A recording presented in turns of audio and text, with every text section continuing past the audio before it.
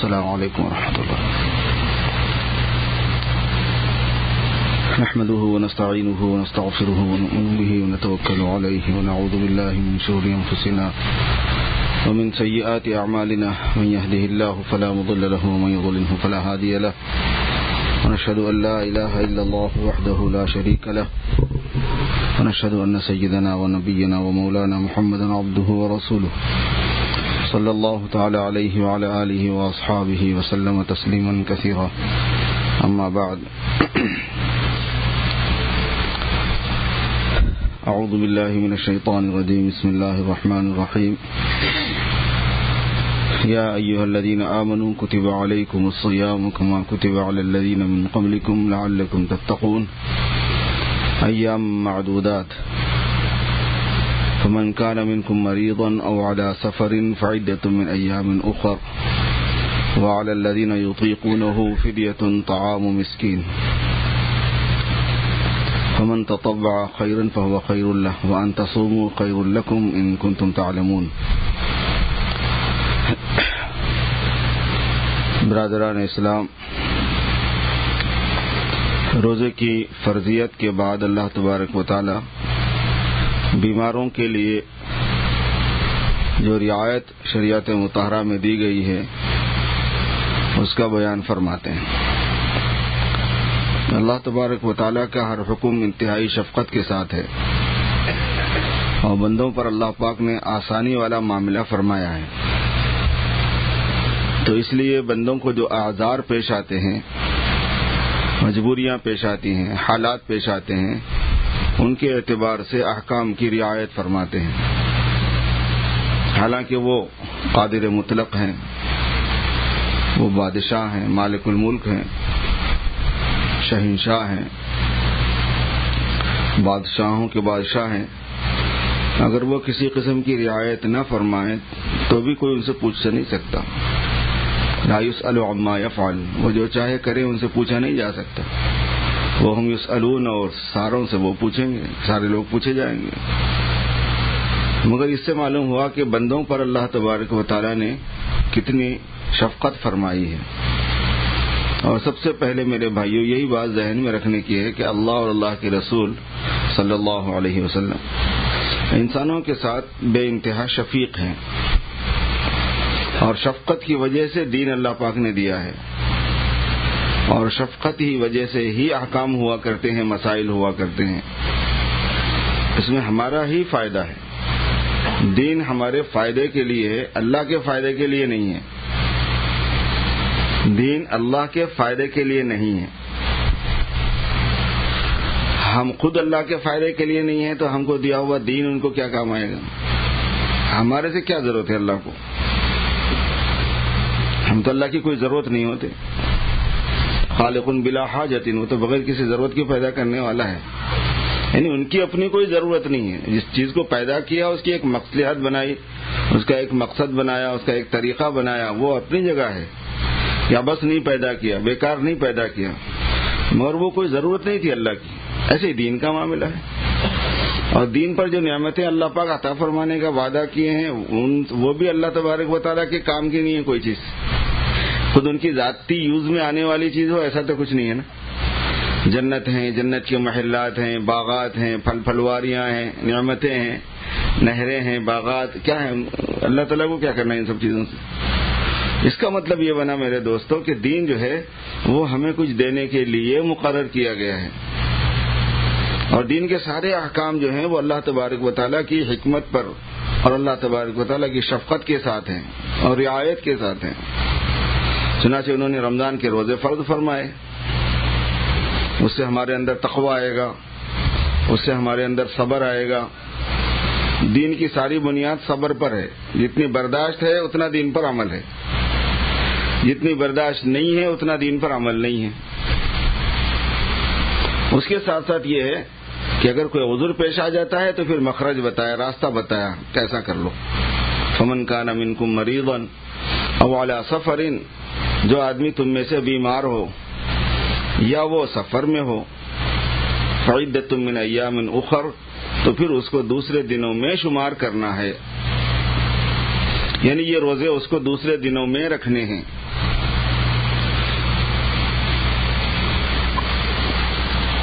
یہ فعدۃ من ایام اخر جو ہے یہ تھوڑا سمجھنا ہے. یہ اس لیے سمجھنا ہے کہ لوگوں کے ذہنوں میں یہ بات آج کل کم ہے. پہلے کہ روزہ نہیں رہ سکتے، بیمار ہیں، فدیہ دے دو. اس کو سنانا چاہ رہا ہوں. اصل میں ایسا فدیہ دینے کا رواج عام نہیں ہوتا. دو چیزیں ہیں. پہلے یہ کہ بیماری سے کون سی بیماری مراد ہے، سفر سے کون سا سفر مراد ہے، اور دوسرے یہ ہے کہ پھر اس کو عدت من ایام اخر دوسرے دنوں میں اس کو شمار کرنا ہے. اس کا سبسٹیٹیوٹ کیا ہے، اس کا الٹرنیٹ کیا ہے، کرنا کیا ہے پھر ایسے بندے کو جو بیماری کی وجہ سے نہیں رکھ سکے. ایسی بیماری جس کی وجہ سے روزہ رکھنے کی صورت میں بیماری کے بڑھ جانے کا شدید اندیشہ ہو اور خطرناک حد تک بڑھ جانے کا اندیشہ ہو، اور ایسی بیماری کہ جس بیماری میں آدمی روزہ رکھ ہی نہ سکے، اور ایسی بیماری کہ جس بیماری میں جان کے ضائع ہونے کا اندیشہ ہو، اس میں روزہ نہیں رکھنا ہے. اسی لیے علماء کرام نے اس کی بڑی تفصیلات بیان فرمائی کہ کون کون سی بیماری کو اس میں شمار کیا جا سکتا ہے، اور بیماری بصورت ضرورت بھی اس میں شامل ہے. بیماری بصورت ضرورت کا مطلب یہ ہے کہ جیسے پریگننٹ عورت ہے، دودھ پلانے والی ماں ہے، کہ اگر بچے کا انحصار دودھ پر ہے، روزہ رکھے گی تو دودھ نہیں آئے گا. شریعت کہتی ہے کہ دودھ پلاتے رہو، روزہ بعد میں کر لینا. اور آج کل ہم لوگوں کے ساتھ جو چیز پیش آئی ہے وہ یہ کہ شوگر پیشنٹ بہت ہو گئے ہیں، ڈائبیٹک، ہر کوئی ڈائبیٹک ہے. گھٹنوں میں درد ہو گیا، کمر میں درد ہو گیا ہے، بار بار کھانا پڑتا ہے. اب لوگوں نے روزے چھوڑنے شروع کر دیے ہیں. اس میں یہ ہے کہ ہر آدمی کی شوگر الگ الگ ہے، اسی وجہ سے ایک قانون سب پہ لاگو نہیں ہوتا. لیکن ہر آدمی اللہ کو جواب دہ ہے، اس کو اپنے حساب سے اندازہ کرنا ہوگا کہ میری حالت کیا ہے. تو رکھ کے دیکھے آدمی روزہ. سب سے بہتر طریقہ یہ ہے کہ روزہ رکھ کے دیکھے. اچھا، روزے کی حالت میں انسولین لینا پڑ جائے تو روزہ نہیں ٹوٹتا، بلڈ ٹیسٹ کرنا پڑ جائے، شوگر ٹیسٹ کرنا پڑ جائے تو روزہ نہیں ٹوٹتا، کیونکہ خون نکلنے سے تو روزہ نہیں ٹوٹتا. اور انجیکشن اور دوا، اس سے بھی روزہ نہیں ٹوٹتا. اور ویسے عام طور پر شوگر کم کرنے کے لیے انسولین لی جاتی ہے، تو کم کرنے کی ضرورت ہی کیا ہے روزے میں؟ بھائی تھوڑی بڑی رہنے دو، اس کو کم نہیں کرنا. بڑھنا تو اتنا خطرناک نہیں ہے نا.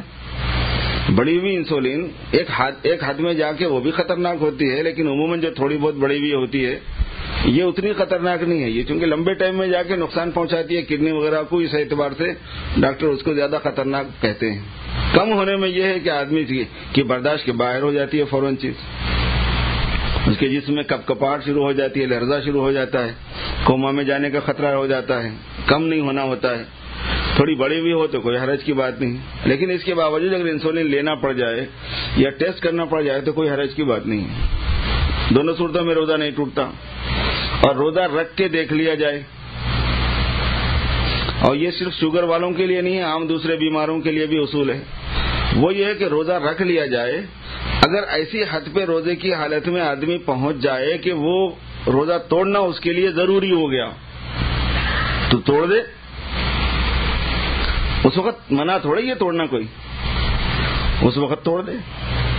اور اس کے ذمے صرف ایک ہی روزہ ہے. عذر کی وجہ سے اگر روزہ توڑ دیا تو کفارہ نہیں ہوتا، صرف قضا ہوتی ہے.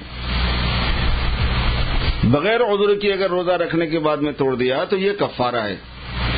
کفارے کا مطلب ہوتا ہے 61 روزے رکھنا، 61، 60 روزے کفارے کے، ایک روزہ قضا کا. لیکن اگر عذر اور ضرورت کی وجہ سے توڑنا پڑ گیا تو اس میں صرف ایک ہی روزہ ہے. دوسری بات یہ ہے میرے دوستو کہ اگر کسی وجہ سے واقعتاً یہ بات سمجھ میں آ گئی کہ روزہ نہیں رکھا جا سکتا ان دنوں میں، تو پھر عدۃ من ایام اخر دوسرے دنوں میں شمار کرو. یعنی پھر ایسے دن تم پر آ سکتے ہیں کہ جس میں تم اس کو نبھا سکتے ہو. اب جیسے اب یہ لمبے دن ہیں، گرما کا روزہ ہے، تو جب دن چھوٹے ہو جائیں، جب دن سردی کے ہو جائیں، اس میں کیا مشکل ہے؟ 4 بجے مغرب ہو جاتی ہے آپ کے اس وقت کے دن سے بھی 4.5 گھنٹے پہلے. ادھر فجر اتنے آگے تک نکل کے آ جاتی ہے، سردی کی وجہ سے پیاس نہیں، بھوک نہیں، اور 9-10 گھنٹے کا روزہ کیا مشکل ہے؟ تو جب 9-10 گھنٹے کا روزہ مشکل نہیں ہے تو پھر فدیہ دینے کی اجازت نہیں ہوگی ایسی صورت میں. گھر کے افراد کو بھی سمجھائیں، مستورات کو بھی سمجھائیں. خواتین بھی اس معاملے میں آج کل بڑی گڑبڑ کرنے لگی ہیں کیونکہ مسئلے آتے رہتے ہیں، اس لیے بتا رہا ہوں میں آپ سے. ان کو یہ سمجھانے کی ضرورت ہے کہ روزہ جو ہے رکھنا ہے، اب نہیں رکھ سکتے تو بعد میں رکھنا ہے. عذر کی وجہ سے ہی نہیں رکھ سکتے ہیں تو بھی عذر ضروری نہیں ہے کہ زندگی بھر کھینچے. یہ ضروری نہیں ہے کہ آج کل کے دنوں میں یہ عذر ہے تو دوسرے دنوں میں موسم میں یہ عذر بھی رہے گا. ہو سکتا ہے کہ ان دنوں میں وہ نہ رہے. اور تجربہ تو کر کے دیکھے آدمی، کوشش تو کرے آدمی، جدوجہد تو کرے. اس لیے اللہ رب العزت نے عدۃ من ایام اخر فرمایا ہے. فدیے کا مسئلہ بالکل بعد میں ہے جب آدمی مرنے پر آ جاتا ہے. فدیے کا مسئلہ جب ہے جب آدمی کوشش کرنے کے باوجود نہیں ہو سکا، دوسرے دنوں میں اس کو ٹائم نہیں مل سکا، بالآخر موت کا وقت اس کے قریب آ گیا. اب یہ ہے کہ وہ فدیہ دے گا. ہر روزے کے بدلے میں ایک صدقہ فطر کی جو مقدار ہوتی ہے وہ دے گا. کتنی اللہ پاک کی طرف سے نرمی ہے. ایک پورے روزے کے بدلے میں 2.25 سیر گیہوں یا اس کی قیمت. ایک نماز کا فدیہ بھی اتنا ہی ہے، ایک روزے کا فدیہ بھی اتنا ہی ہے. نماز کے اعتبار سے دن میں 5 فدیے ہو جاتے ہیں، روزے کے اعتبار سے مہینے بھر کے ہوتے ہیں. مگر یہ اس وقت میں ہے جبکہ صرف فدیہ ہی کر سکتا ہو، دے سکتا ہو بندہ. روزہ نہ اب رکھ سکتا ہو، نہ بعد میں رکھ سکتا ہو، نہ اس موسم میں رکھ سکتا ہو، نہ کسی اور موسم میں رکھ سکتا ہو. تب ہے وہ بات. اور چونکہ اس کی پہلے سے کوئی گارنٹی نہیں ہوتی اس لیے آدمی کو کوشش کرنی ہے. تو چاہے شوگر پیشنٹ ہو یا کسی اور طرح کی کیا ہے پارکنگ نہیں کر سکتے بینک کے اندر. اچھا بتا دیں. یہ ابھی بینک کے اندر جو ہے کوئی حضرات پارکنگ نہ کریں، نہ چیز بینک میں نہ کمرشل بینک کے اندر، کیونکہ یہ ان کے بزنس آورز ہیں اور بزنس آورز میں اجازت نہیں ہے پارکنگ کرنے کی. اگر کسی نے کر لیے ہوں تو ہٹا لیں. عام طور پر ہو یہ رہا کہ وہ سامنے والے پارکنگ غلط کر رہے ہیں، سر پہ ہمارے آ رہا ہے. تراویح میں بھی ایسے ہی ہے، وہ لوگوں کی تراویح پہلے ہوتی ہے، وہ لوگ جا کے سب بینکوں میں کر دیتے ہیں اور وہ بھی ATM وغیرہ سب بلاک کر دیتے ہیں. اب بدنامی ہو رہی ہے اپنی، کیا کریں، بعض مرتبہ سب بھگتنا ہی پڑتا ہے. تو ایسے ہی آج کل یہ جمعہ اس کا موقع ہے دن کا، اس موقع پر پارکنگ کو منع کیا گیا ہے. ایک مسئلہ یہ بھی عرض کرنا تھا کہ بعض مرتبہ ایسا ہو سکتا ہے کہ آدمی بیمار نہیں ہے، چونکہ لمبے روزے ہیں، دھوپ کے روزے ہیں. بعض لوگوں کا جاب جو ہے وہ بہت ہی آرڈ قسم کا اور ہارڈ قسم کا ہوتا ہے، پسینے والا، پیاس والا ہوتا ہے. تو یہ چیز پیش آ سکتی ہے، اس لیے عرض کر رہا ہوں. اگر خدا نہ خواستہ کسی کے ساتھ ایسی بات ہو جائے کہ روزہ اس کے لیے برداشت سے باہر ہو گیا، یا اس کو چکر آ گئی، یا اس کو بے ہوشی کی کیفیت ہو گئی ہے، تو پھر وہ روزہ توڑ دے گا اور اس کی قضا اس کو کرنی ہوگی. ایسے وقت میں کفارہ نہیں ہوگا اس کے ذمے.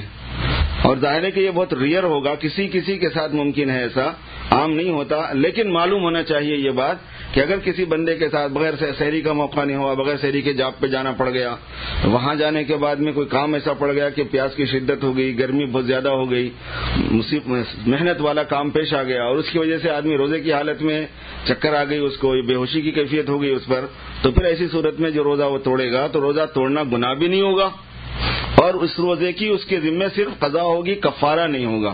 کفارہ جب ہی ہوتا ہے جب بغیر عذر کے توڑا جائے. اور ایسے لوگ، البتہ ایسے معذور لوگ، ایسے بیمار لوگ جو روزے کی طاقت ہی نہ رکھتے ہوں.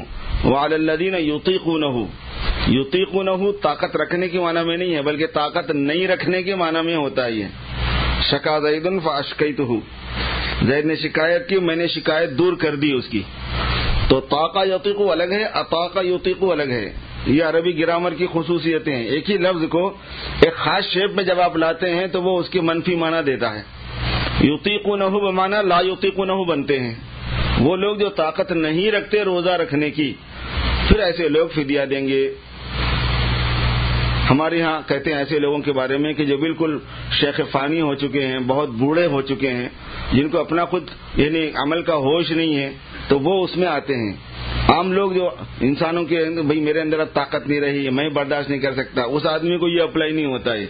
فدیہ اس وقت میں ہے جب طاقت نہ رکھنے کی گنجائش ہی نہ ہو. ہم لوگوں کو اگر ایسی کوئی بات پیش آ جائے ہم طاقت نہیں رکھتے ہیں تو وہ مسئلہ پیچھے آ چکا ہے کہ وہ دوسرے دنوں میں رکھے گا. اب یہی حال مسافر کا ہے. مسافر کے لیے گنجائش ہے کہ وہ روزہ نہ رکھے، لیکن نماز میں اور روزے میں تھوڑا فرق ہے.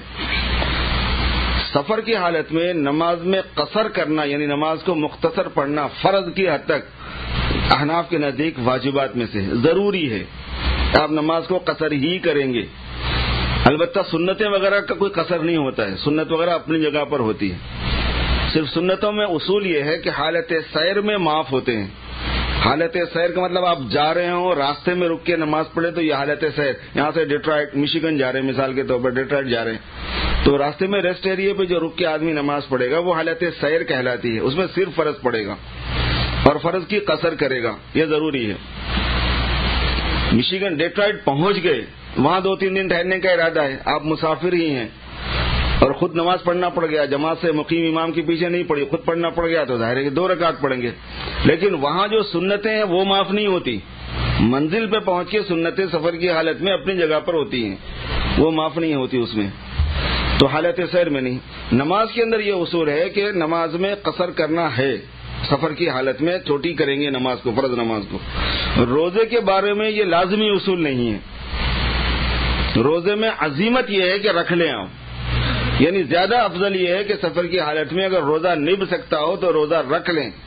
لیکن اگر روزے میں دشواری محسوس ہوتی ہو یا شریعت کی دی ہوئی رخصت سے فائدہ اٹھانا چاہتا ہو آدمی اور روزہ نہ رکھنا چاہے تو اس کو اجازت ہے کہ وہ روزہ نہ رکھے، چاہے یہ سفر اپنی کسی سہولت کی وجہ سے کر رہا ہو اور چاہے یہ سفر ضرورت کی وجہ سے کر رہا ہو.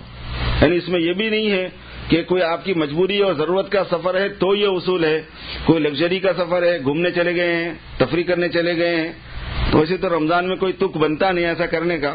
لیکن اگر ایسی کوئی صورت ہو گئی ہے تب بھی اس کی اجازت ہے کہ سفر کی اگر حالت میں آدمی روزہ نہ رکھنا چاہے تو اس کو اجازت ہے کہ وہ نہ رکھے، اور پھر اس کے بعد میں فعیدۃ من ایام اخر دوسرے دنوں میں رکھنا ہے، فدیہ نہیں ہوگا اس کا بھی. عام طور پر یہاں سے جب سفر ہم اپنے ملکوں کا کرتے ہیں، انڈیا پاکستان وغیرہ کا، تو وہاں جو صورتحال پیش آتی ہے وہ یہ کہ راستے میں ایک دن پورا بھی مل جاتا ہے. یعنی سحر مل جاتی ہے، پھر افطار مل جاتا ہے، پھر سحر مل جاتی ہے، ایک پورا روزہ گزر بھی جاتا ہے آرام سے. جس جگہ سے ہم گزر رہے ہیں وہاں پہ جو نماز کا وقت ہے وہ نماز ہم پر متوجہ ہوتی ہے. وقت سے پہلے نماز متوجہ نہیں ہوتی، وقت ہوتے ہی متوجہ ہو جاتی ہے. یہ قاعدہ یاد رکھو. ان کو کہتے ہیں فرائض موقتہ، وہ فرائض جو وقت کے ساتھ اللہ پاک نے ہمارے ساتھ لگائے ہیں. ان الصلاۃ کانت علی المؤمنین کتابا موقوتا، نماز ایمان والوں پر مفروض ہے، فرض ہے وقت کے ساتھ میں. تو وقت آئے گا تو نماز متوجہ ہوگی. اس سے پہلے جو لوگ نماز پڑھتے ہیں ہوتی نہیں وہ نماز. ہے سفر میں جانا ہے چلو یہ ملا کے پڑھ لیا، سفر میں جانا ہے وہ ملا کے پڑھ لیا. یہ سب دین کے ساتھ کھیل تماشا کرنے والی بات ہے. وقت آنے سے پہلے فرض آپ کی طرف متوجہ ہی نہیں ہوا. جب وقت آئے گا تو فرض آئے گا، اس سے پہلے کرنے سے اس فرض کا اعتبار ہی نہیں ہوتا. ایسے ہی روزے کا معاملہ ہے، اور وقت آنے کے بعد وہ متوجہ ہو جائے گا. لہذا ہوائی جہاز وغیرہ میں سے، پلین وغیرہ میں سے آدمی کو خود ہی دیکھ لینا چاہیے ونڈوز میں سے جھانک کے کہ اس وقت کیا چل رہا ہے. رات چل رہی ہے تو وہ رات ہے، دن چل رہا ہے تو وہ دن ہے. سورج کا بھی اندازہ ہو جاتا ہے، اور بعض مرتبہ ان لوگوں سے پوچھنے سے بھی اندازہ ہو جاتا ہے، معلوم بتا دیتے ہیں وہ، لیکن پوری بات نہیں بتاتے. کچھ آپ کو شیئر کر لینا پڑتا ہے اپنی سمجھداری سے، کچھ ان سے فائدہ اٹھا لینا پڑتا ہے. تو جو دن گزرے گا روزہ اگر رکھنا ہے تو سحری کے وقت میں سحری کریں گے آپ. عام طور پر اگر 6-7 بجے یہاں سے نکلتا ہے، مغرب کے بعد نکلتے ہیں ہم لوگ، یہاں سے 8 بجے نکلتے ہیں، تو 2-3 گھنٹوں کے اندر آپ کی سحری ہو جانی پڑتی ہے. اس سے اگر ادھر سے ہم جا رہے ہیں فرانکفرٹ کی طرف سے، جرمن کی طرف سے جا رہے ہیں، کیونکہ اس کا حساب دوسرا ہے. اگر کوئی کیلیفورنیا کی سائڈ سے جاتا ہے تو اس کا حساب دوسرا پڑتا ہے. اپنا جو ریگولر سائڈ ہے وہ یہ ہے، اس میں 2-3 گھنٹوں میں سحری ہو جائے گی، اور پھر یہ کہ پھر 6-7 گھنٹوں کے اندر افطار ہو جائے گی. ایسا ہوتا ہے وہ.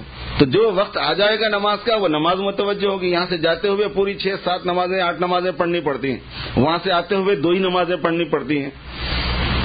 ایسے ہی روزے کا بھی مسئلہ ہے کہ روزے زیادہ ہو جاتے ہیں. جس جگہ ہم پہنچیں گے اس جگہ اگر رمضان ہے، اگرچہ ہمارے روزے پورے ہو گئے ہیں، تو اس جگہ کا حکم ہم پر لاگو ہوگا.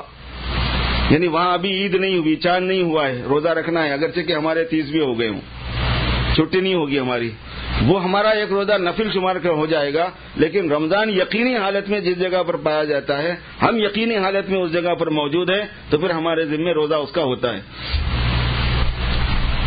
اسی لیے اللہ پاک نے جہاں یہ حکم دیا کہ روزہ فرض ہے وہاں معذوروں کے احکام بھی بیان فرمائے کہ ایسی صورت میں کہ جب کہ کوئی بیمار ہو اور ایسی صورت میں جب کوئی مسافر ہو وہ پھر دوسرے دنوں میں اس کا شمار کر سکتا ہے. اللہ تعالی ہم سب کو عمل کی توفیق دے. جنہوں نے سنتیں نہیں پڑھی پڑھ لیجیے.